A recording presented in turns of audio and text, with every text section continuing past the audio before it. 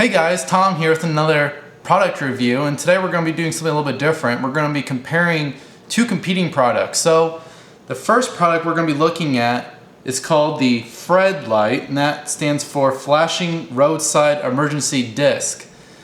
The other product we're going to be looking at is called the 911 LED Emergency Lighting Kit, and this is made by a company called FlareAlert. So we're going to be looking at these two products, comparing them, seeing the differences, and figure out which one's the better buy. So first of all, both products come in a 3-pack, and they're both priced about the same for a little bit less than $30. So for 10 bucks a piece, you get one of these discs or lights. The design for each product is really quite different. The FRED light is a much more rugged device. It's encompassed in this rubbery orange material that both acts as shock absorbing for drops and falls, and just makes this feel more like a rugged device. I feel like I could throw this across the room and it would be completely fine. The FRED light, don't get me wrong, this is still a very tough device, but it feels more fragile than the FRED. There's no rubberized coating for this. It's completely just all plastic around it. However, this product should still withstand quite a lot of force. I saw pictures of cars running over this product and it's surviving just fine. So I think both of them are built quite well. However, when it comes to build quality, the FRED's really top notch just because of how rugged it is. I feel like it could withstand a lot more abuse. So let's look a little bit more closely at the FRED product. So as you can see, the FRED is completely flat on top. It has a single power button, 3 LEDs on the top, and then the bulk of the LEDs are located around the edge, like so. On the back side, you have 2 screws that will secure the back plate, a handle for hanging it, as well as a magnet for sticking it on metal objects. The FlareAlert light is more simple. You just have a simple dome on top where the single LED bulb is located in the center of this dome.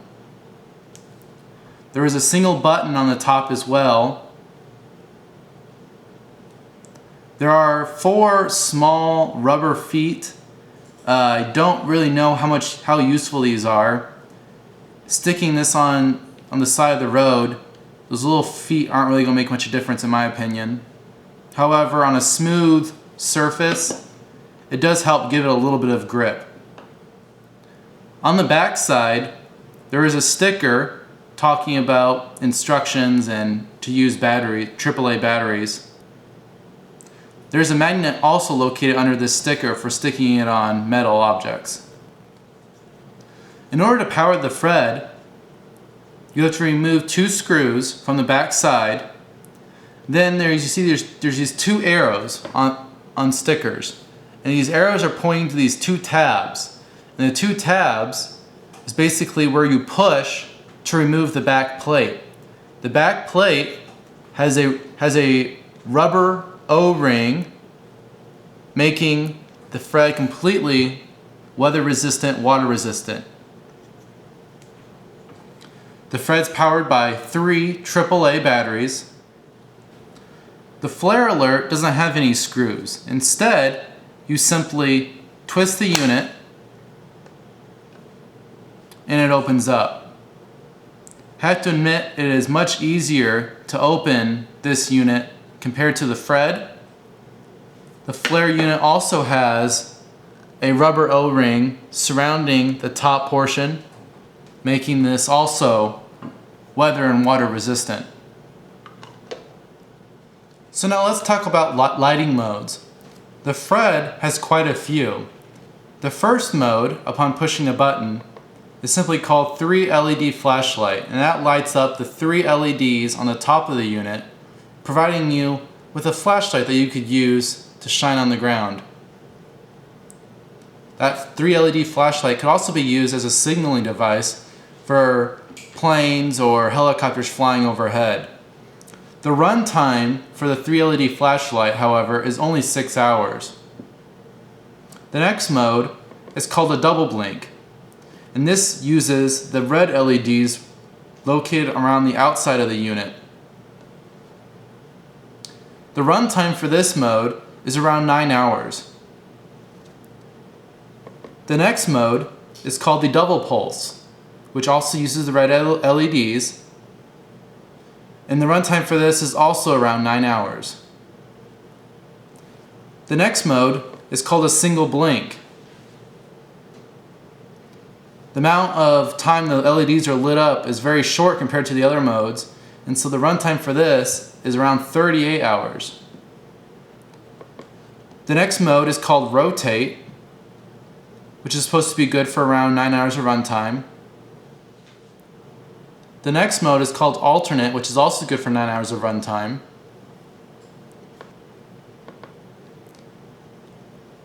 This next mode is pretty cool. This is a Morse code mode. And what this is doing is it's actually sending an SOS signal in Morse code. This mode is good for around 15 hours of runtime. Next, we have a solid on mode. This is high brightness, which is only good for 5 hours of runtime. Solid on, this is the low brightness, which is good for 28 hours of runtime. Finally, there is also a 2 LED flashlight mode. This could be used as a flashlight for the ground, or maybe if you wanted just the LEDs pointed in one direction to be lit up as well. This mode is good for 9 hours of runtime. And so those are all the modes that the Fred is capable of doing. So now let's take a look at the FlareAlert. The FlareAlert has only 3 modes. The first mode is a flashing strobe effect. This flashing mode is good for 60 hours of runtime. The other mode is a steady on, which is only good for 20 hours, as well as off. So hopefully this will give you some type of comparison of brightness between the two devices. I think the FlareAlert has quite good brightness for only having the single bulb. The Fred has quite a few more bulbs, 10 altogether. However, each bulb points in a different direction, so it's not like you get 10 bulbs of brightness pointed in one direction. The intensity of the entire device is kind of spread out. So looking at it dead on, the FlareAlert, to be honest, almost looks brighter. But I think they are both very good in the amount of brightness they provide, and each would serve their purpose quite well. If I had to recommend one of these devices, I would have to go with the Fred.